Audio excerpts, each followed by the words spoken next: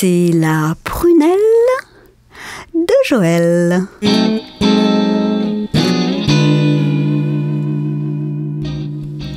Dans le France Dimanche, numéro 3587 du 29 mai, on peut lire page 38 un article intitulé, je cite, « Laurence Broccolini, son chéri est parti !»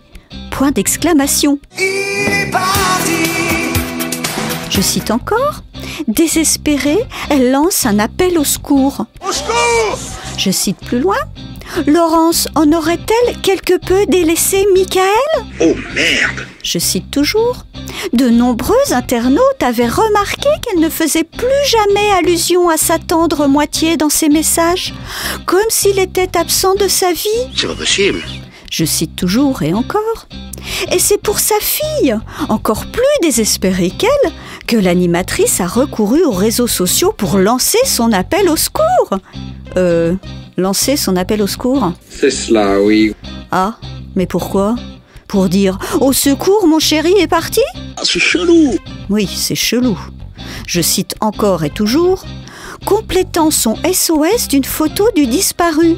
La pauvre Minouche s'était échappée et errait dans les rues de Paris. Dites-vous, vous foutez de moi, là, hein ? Non, je n'y crois pas.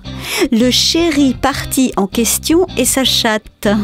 N'importe quoi. Non mais c'est des dingos, là ! Ouais, probablement Christian pour aller écrire des trucs pareils. À moins que la journaliste qui a écrit cet article avait ce problème-là. Ah mais faut que je suce quel mec moi pour avoir un putain de sujet.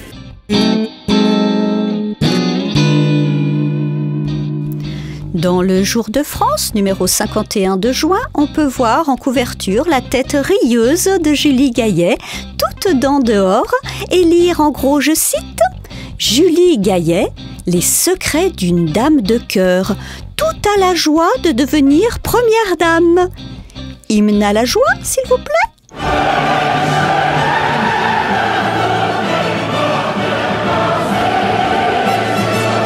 Merci. Page 18, on voit à nouveau Julie Gaillet, main dans les poches, et on peut lire à nouveau, je cite, « Julie Gaillet, elle se prépare à devenir première dame. » Je n'aurai qu'une chose à dire, pourvu que les préparations ne durent pas plus de 2 ans. Et ce n'est pas les mains dans les poches que les choses vont bouger. Parce que après 2017, on risque d'entendre ça. Comment elle s'appelait déjà, la blonde, là Julie Trierweiler, non ? Mais non, ce n'était pas Valérie. Ah oui, c'est ça, Valérie Gaillet. Oh, elle a été méchante d'écrire un livre sur le président qui, soi-disant, était sans dents.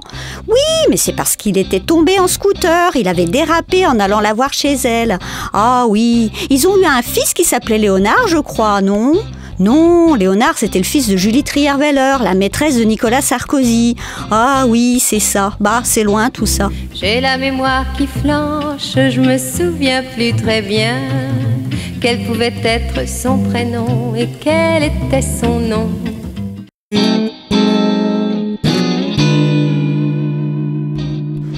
Dans le Closer, numéro 520 du 29 mai, on peut lire, page 23, un article intitulé, je cite, « Karine Le Marchand fait-elle commerce de son célibat ? » Point d'interrogation. Je cite encore, « Karine Le Marchand est un cœur à prendre et c'est loin d'être un secret. » Ah, vous avez vérifié vos sources, Closer ? Non, je ne sais pas, moi je dis ça comme ça, c'est juste que dans le Voici, numéro 1438 du 29 mai, on peut lire en couverture, je cite, « Scoop, voici, Karine Le Marchand de nouveau amoureuse !» Point d'exclamation. Page 16, on peut voir la photo de Karine Le Marchand, main dans la main, yeux dans les yeux, avec un monsieur, et on peut lire, je cite, « Karine Le Marchand, enfin heureuse et amoureuse !» Point d'exclamation. Donc, Closer, vous n'avez pas le scoop. Hein ? C'est ça que je dis. C'est ça que je dis. C'est plus ça que je dis. Eh ?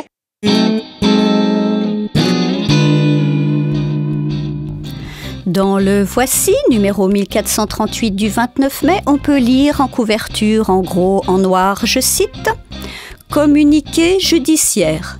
Par ordonnance en date du 15 mai 2015, le juge des référés du tribunal de grande instance de Paris a condamné la société Prisma Media pour avoir porté atteinte au respect dû à la vie privée et au droit à l'image de Joséphine Japy dans le numéro 1425 daté du 27 février 2015 de l'hebdomadaire Voici. Fin de citation. Dans Le Public, numéro 620 du 29 mai, on peut lire en couverture, écrit en gros en rouge, je cite « Condamnation judiciaire.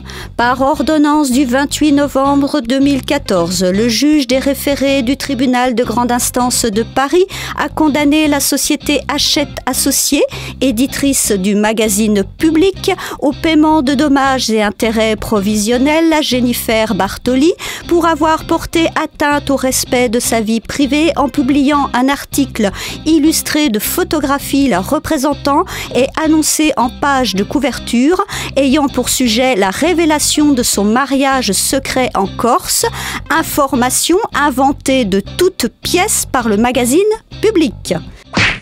Fin de citation. Dans le Marianne, numéro 945 du 29 mai, on peut voir en couverture la tête de Nicolas Sarkozy et lire, je cite, « De l'UMP aux Républicains, le nouveau coup de l'arnaqueur, hold-up sur la République ». Cherchez l'erreur. Bon, elle est où la condamnation? Va confondre, Charles.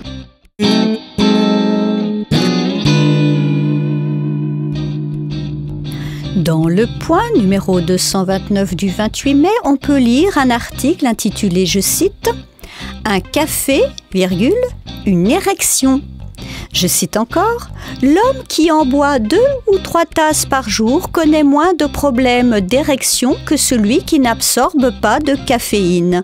La caféine provoquerait une relaxation des artères et licines, du pénis et du corps caverneux, permettant l'afflux du sang. » Ah, bah c'est Hollande, Sarko ou Juppé qui vont être contents si un café, virgule, une élection.